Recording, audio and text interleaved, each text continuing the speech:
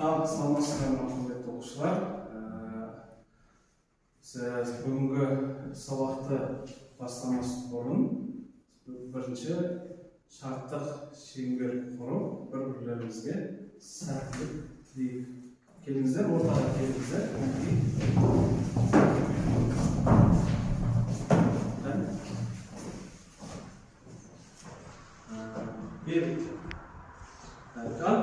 Арман, бастаңыз сіз. Осы бүгінгі күнге сәттілік тілеймін. Бүгінгі күнге қуаныш тілеймін.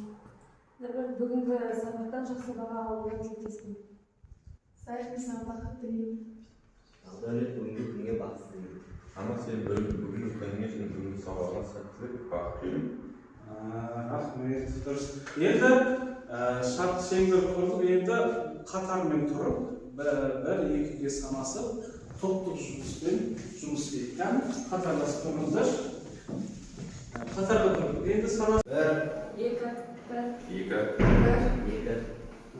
Ал енді бірінші топтағы санаған нелер оқушылар бірінші топқа келіп отырыңыздар. Екінші санаған екінші топқа отырыңыздар.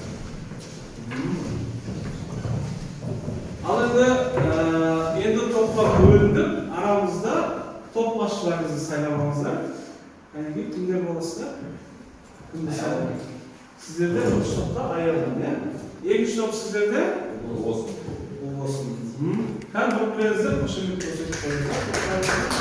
Топтар үшін, рахмет. Енді сабақта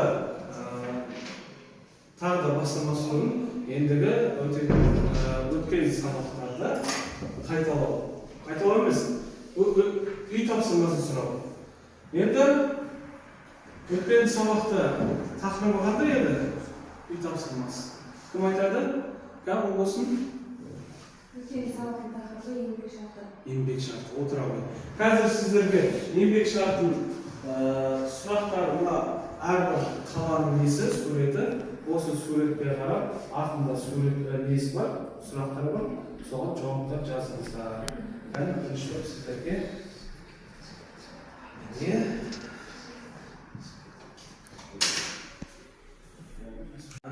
Енді топ басшыларды сайладық, енді бір-бірлеріңізді мынандай ақпарат бердік. Бір-бірлеріңізді не істеп отырасыздар, бағалап отырасыздар. Алдарыңызда не бар. Енді сабақта бастамас бұрын үй тапсырмасын сұраймыз. Үй тапсырмасы өткен сабақта қандай тақырып еді? Кім айтады? Болсын? Өткен сабақтың тақырыбы еңбек шарты. Еңбек шарты, отыра ғой. Енді сіздерді алдарыңызда мынандай қалалардың суреттері тұр. Осы қалалардың суреттерінің әрқайсысының артында нелер тұр? Сұрақтар тұр. Сол сұрақтарға жауап жазыңыздар. Үй тапсырмасы.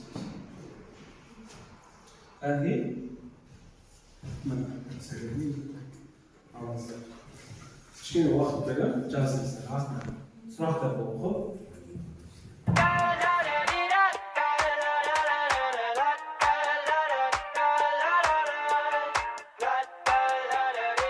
I got my head out the sunroof. I'm blasting our favorite tunes. I only got one thing on my mind. You got me stuck on the thought of you. Bittinizdер mi? Kim bitti? Bittinizdер mi? İkimiz de bitti. Ma'qul. Endi birinchi surak. Qaysilari javob bersa? Birinchi to'p pa, ikkinchi to'p pa? Javob bersa, o'qing. Kim? Ayolmi? Сұрақ, еңбек шартын тоқтатуға негіз болатын жағдайлар. Еңбек шартын тоқтататын. Біріншіден, екі тараптың келісімі бойынша еңбек шартын бұзу. Екіншіден, еңбек шартының мерзімінің өтіп кетуі. Үшіншіден, екі тараптың мерзімінің үш жағдайлары. Төртінші, жұмыскердің басқа жұмыс берушіге ауысуына байланысты. Бесінші, жұмыскердің еңбек қатынастарын жалғастырудан бас тартуы. Дұрыс. Қалай бағалайсыздар? Екінші топ? Жақсы боласыз. Шақырып қойыңыздар. Отыр. Келесі, Арман, сізге берген сұрақ. Еңбек шартының басқа шарттардан айырмашылығы қандай? Белгілі бір біліктілігі, мамандығы, кәсібі немесе қызметі бойынша жұмыскердің жұмысты орындауы еңбек тәртібіне бағына отырып міндетін жеке дара орындауы, еңбегі үшін жұмыскердің жалақы алуы. Отыр. Екінші топ қалай бағалайсыздар? Ал енді сіздердің неңізді айтыңыздаршы, болсын. Жазған неңізді оқыңыз. Сіз сұрақ. Жұмыс берушінің жұмысқа қабылдау кезіндегі әрекеттері. Жауабым ең бірінші жұмыскер мен жұмыс беруші екеуі құжат бойынша алмасады, иә. Ішкі тәртіпті түсіндіреді. Сосын бағанағы жұмыс кезіндегі әрекеттерді түсіндіреді. Одан кейін таныстырады. Одан кейін жұмыскер өз оның көшірмелерін береді. Ал екіншіден қол қойып, одан кейін бұйрықты шығарады. Одан кейін сол жұмыскердің еңбек кітапшасына жазға түседі. Бірінші жаңағы жұмыс беруші не істейді? Қол қойылады, таныстырып ішкі тәртіппен не болғаннан кейін қол қойылады, одан кейін барып бұйрық шығарып, еңбек кітапшасына жазып жіберетін жұмысқа кіргіңіз келеді. Иә, әрине дұрыс. Қалай бағалайсыздар бірінші топ? Отырыңыз. Келесі. Бақылшысыз ба? Бағдәулет? Сіз оқыңыз сұрағыңызды? Қазақстан Республикасының еңбек кодексінің 64-ші бабына сәйкес еңбек тәртібін бұзғаны үшін жұмыс беруші жұмыскерге қандай тәртіптік жаза қолдана алады? Біріншісі ескерту жасайды. Екіншісі сөгіс жариялайды. Үшіншісі қатаң сөгіс жариялайды. Ал төртіншісі жұмыс берушінің бастамасымен еңбек шартын бұзылады. Еңбек шартын бұзылады, және жұмыстан шығарылады. Иә, дұрыс. Қалай бағалайсыздар, құрметті оқушылар? Қандай жазған еңбегіңізді берген жеріңізді жинап осыны. Ал енді үй тапсырмасын сұрадық. Енді келесі тақырыбымыз бүгінгі жаңа сабақ. Бірінші сабақ, жаңа сабақ. Сабақты ашу үшін сіздерге бір сұрақ қойайын. Бүгінгі сабақтың несі туыстық қарым-қатынастың мәні неде? Кім жауап? Нұргүл? Отбасы жанұя. Отбасы жанұя, дұрыс айтасың, отыра қой. Бүгінгі өтетін сабағымыз отбасы міндеттері. Енді оқу отбасы әлеуметтік мәні неде?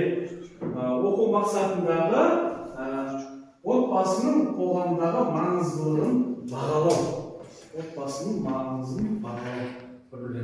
Енді жаңа тақырыптың өтетін алдындағы енді отбасы деген бізде қазақтың мақалы бар, не дейді? Отан отбасынан басталады дейді. Енді ерлі зайыптылар бір-бірлерімен некелесіп, және де отбасын құрып, және де олардың артынан не ұрпақ әкеліп.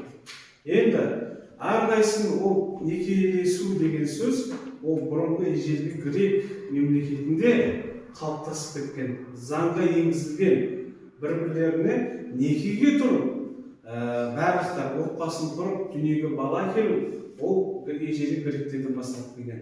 Енді біздің Қазақстан Республикасының өзінің кодексінде де бар, екі ерлі зайыптылар бір-бірінің қалауымен үйленіп, некелесіп, оның ішіндегі екі шарт болады.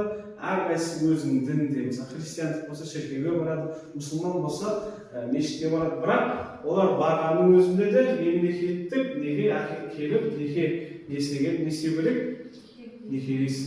Некеге тұру керек. Екі ерлі зайыптылар. Енді елімізде, әлемде болып жатқан әртүрлі нелер бар, заңдар бар.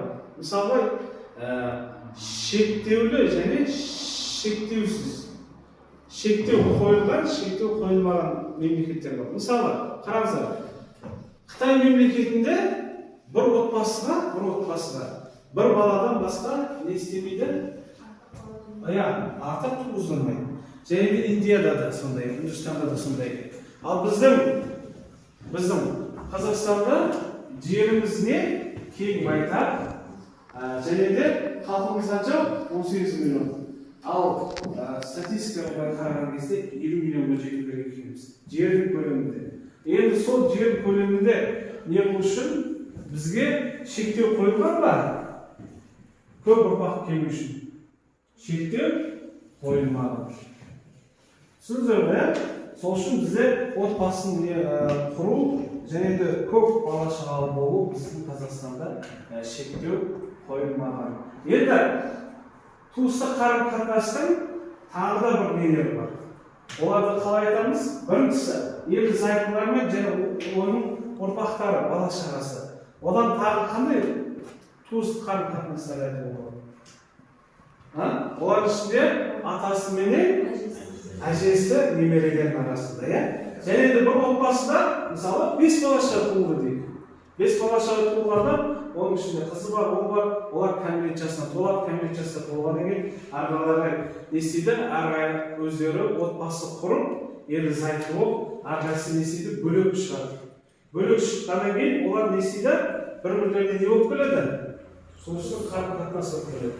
Енді біздің елімізде, қазақтарда қандай 7 атадан қыз алыспайды, оның өзі бізге не болып келеді? Туыстық қарым-қатынас болып келеді. Түсіндіңіздер ме?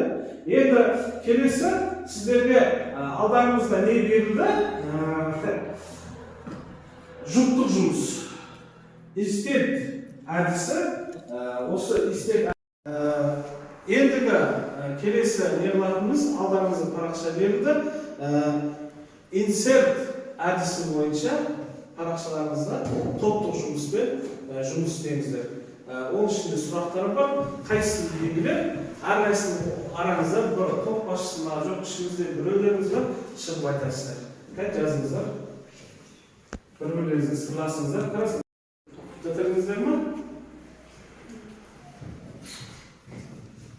Бірігіп не қылыңыздар. Кім бітсе, шапалақ ұрып не қылыңыздар.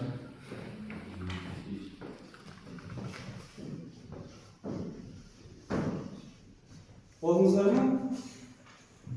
Кім беттер? Екінші біттіңіздер ма?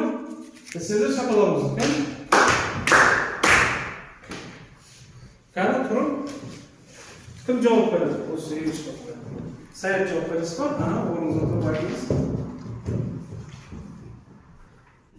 Өйткені менің отбасым бар. Бұл маған жаңа мәлімет емес. Және білесіз, отбасыңызда қанша емейсіз? Әкем бар, анам бар, әкем бар, қарындасым. Әкеңіз қарындасыңыз. Отбасы 5 жыл отырады. Сіздерде? Енді бұл топты қалай бағалайсыздар? Екінші топтың айтқан сөзін, Саяттың айтқан сөзін қалай бағалайсыздар? Сіздерде біттіңіздер ме? Кім жауап береді сіздерде? Аяу жауап берсін, кәнге тұрып жауап бер. Bu yerdə 3 сұрақ тұр, 4 сұрақ. Соның біреуін ғана таңдап айтылу, айтыңыз. Мен отбасы туралы білемін, бұл маған жаңа мәлімет емес, мен ойыма қарсы да емес. Қарсы да емес, өйткені сіз отбасыңызда бар дұрыс па? Ары қарай? Отбасы ол сыйластық, жарастық, орнаған орта. Отбасы отанымыздың ошағы. Сіз отбасыда қаншасыз? Отбасыда 3 әпкем, бірінің, бір сіңілім, әкем, мамам бар. Өте үлкен отбасы екен. Отырамыз. Қалай екінші топ? Қалай бағалайсыздар бірінші топта? Жақсы. Ал енді сіздер бағалап не қылдыңыздар? Енді алдарыңызда сіздерде тағы да кесте тұр. Жеке жұмыс. Әрқайсысы алыңыздар. Ішінде отбасы әлеуметтік мәні және де отбасының функциялары, отбасының әлеуметтік маңызы. Сіздер өз ойларыңызды соның ішіне жазыңыздар. Кәні уақыт беріңіз, жазыңыздар. Жазыңыздар.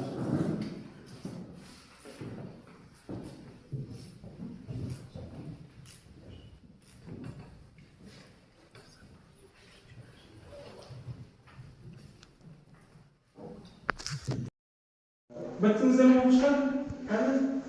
Бірінші топтан топ басшысы аяуын бастайды, өзінің жеке жұмысы. Біріншісі қандай еді? Отбасының әлеуметтік мәні. Әлеуметтік мәні. Оған біріншісіне Отбасын құру және сол жанұяға қамқор болу және де қажетті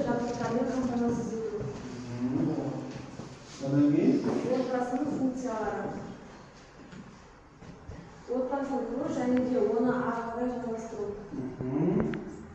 Отбасының әлеуметтік маңызы. Сол отбасының бұзылмауына әрекет жасау. Сіздің ойыңыз. Және Арман, сіздің алың. Отбасының әлеуметтік мәні. Біріншіден отбасы құру және де әлеуметтік жағдаймен қамтамасыз ету. Отбасының функциялары. Отбасы құрып, ұрпақтан ұрпаққа жалғастыру. Отбасының әлеуметтік маңызы. Отбасы құрған соң сол отбасыны сақтап қалу. Отыра ғой. Нұргүл? Отбасының әлеуметтік мәні біріншіден отбасы құру, жанұяны сақтап қалу. Отбасының функциялары бала өсіріп тәрбиелеу арқылы ұрпақ жалғастыруын қамтамасыз ету. Отбасының әлеуметтік маңызы отбасы құрған соң отбасын сақтап қалу. Бұзылмай сақтап қалу, иә. Кәні екінші топ қалай бағалайсыздар бұлардың айтқаны? Енді сіздер кәні кім топ басшысы? Бұл болсын? Отбасының әлеуметтік мәні. Отбасы әлеуметтік мәні көп. Мысалға айтсақ, отбасыны қамтамасыз ету, балаға тәрбие беру. Отбасының функциялары: ер мен әйел, бала шаға, тағы да басқа, ата, әже. Отбасының әлеуметтік маңызы: отбасыны сақтап қалуы, балаға дұрыс қарау. Тәрбие беру және оларды қамтамасыз ету. Иә, дұрыс. Келесі? Саят, әнги? Отбасының әлеуметтік мәні. Отбасын құру және отбасының әлеуметтік жағдайын жақсарту. Отбасының функциялары: ата-ана, бала шаға. Отбасының әлеуметтік маңызы: отбасыдағы махаббат және отбасын сақтап қалу. Иә, дұрыс отыр. Өзіңіз ойынша. Кәні, Барғали, сіздің соңғысы? Отбасының әлеуметтік мәні. Отбасын құру және отбасының тәрбие әлеуметтік жағдайын жасап тәрбиелеу. Отбасылық функция: ер мен әйел, бала шаға. Отбасындағы әлеуметтік маңызы: отбасын сақтап қалу және отбасындағы махаббат. Отыр. Кәні, бірінші топ, екінші топты қалай бағалайсыздар? Енді сіздердің нелеріңізді алдық. Кәні беріңіздер? Жинап беріңіздер?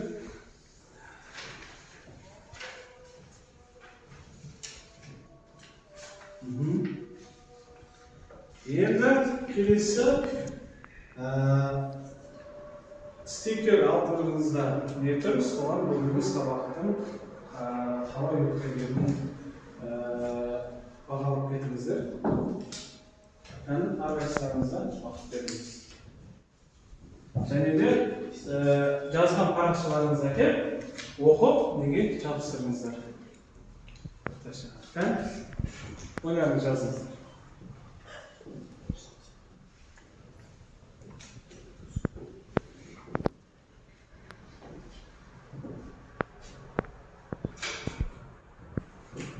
Біттіңіздер ма? Білсеңіздер, бір-бірлеріңізді қошеметтеп, қол соғып қойыңыздар. Кән? Ал енді бірінші топтан бастайық. Аяулым топ басшысы өзіңіздің жазған неңізді оқып, және де қытайшаға жабыстырыңыз. Мен үшін бүгінгі сабақ керемет, қызықты өтті. Сабақ өте түсінікті болды. Неге жабыстырыңыз?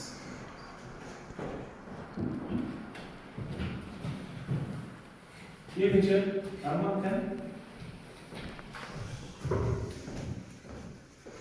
Бүгінгі сабақта бәрі маған түсінікті болды. Өзіме керекті мәліметтерді жинадым.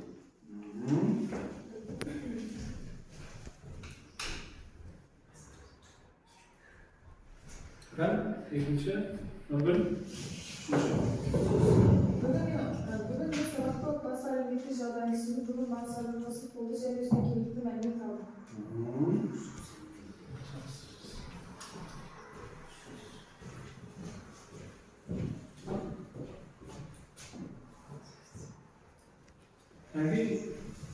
Бірінші топ бітті. Енді екінші топ сіздер? Мен бүгінгі сабақта отбасы туралы білдім, біраз ақпараттар алдым. Бүгінгі сабақ мықты болды. Қайта? Мен бүгінгі сабақта отбасы құндылығын білдім, біраз ақпараттар алып, бүгінгі сабақ қызықты болды. Ол жабыстырыңыз.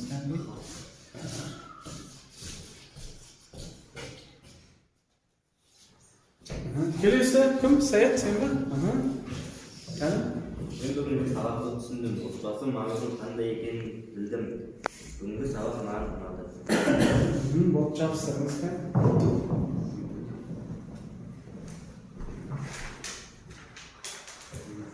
Келесі Бақаш. Соңғысы кәні? Сіздің Мен жазыңыз? сабақты өте жақсы түсіндім. Мен отбасыны сақтап қалуды және болашақта баланы тәрбиелеуді Жақсы түсіндім. тәрбиелеуді, иә, түсіндім. Және отбасын сақтап қалуды тырысыңыз, иә? Оған тілектесіңіз. Ал енді бітті, бір-бірлеріңізге құрметтеріңізді ерболыңызға қошеметтеңіздер. Енді әрқайсыларыңыздың бағана берген парақшада өздеріңіздің топ басшыларыңыздың бірінші топ, екі топ басшысы, бірінші топ басшысы, екінші топтағы егерде бағалап өтсеңіздер бір-бірлеріңіздің кәні аяуын сіз екінші топтағы оқушылардың белсене қатысқан нелеріне айтып өтіңіз. Бүгінгі сабақта Албосын сабаққа өте белсене қатысты. Мен оны 5 деген бағамен бағалаймын. Саят пен Бағдабекті 4 деген бағамен бағалаймын. Әлі талпыну керек. Талпыну керек. Түсініңіздер ғой, иә? Әлі талпыну. Болды отырыңыз. Екінші топтар кім? Болсын. Кәні? Мен қарсы топтарда аяғымға 5 деген бағалаймын. Себебі аяғымның сабаққа белсене қатысып өз ойын анық жеткізді. Алланың берген сабаққа қатты белсене қатыса алмады. Оларға талпыну қажет. Түсініңіздер ғой, оқушылар, келесіде талпынуға тырысыңыздар. Және отырыңыз. Енді құрметті оқушылар, бүгінгі сабағымыз аяқталды. Сіздерге рахмет. Ұмытылмас айтып кетейін, бүгінгі өткен сабақты үйге тапсырма параграф 15 отбасы құқығы туралы. Енді соны күнделіктерін жазып, үйде қайталап келесі сабақта осы сабақты тақырыбынша сіздерден сұрайын. Сұрайындалып келіңіздер. Қатысқандарыңызға рахмет.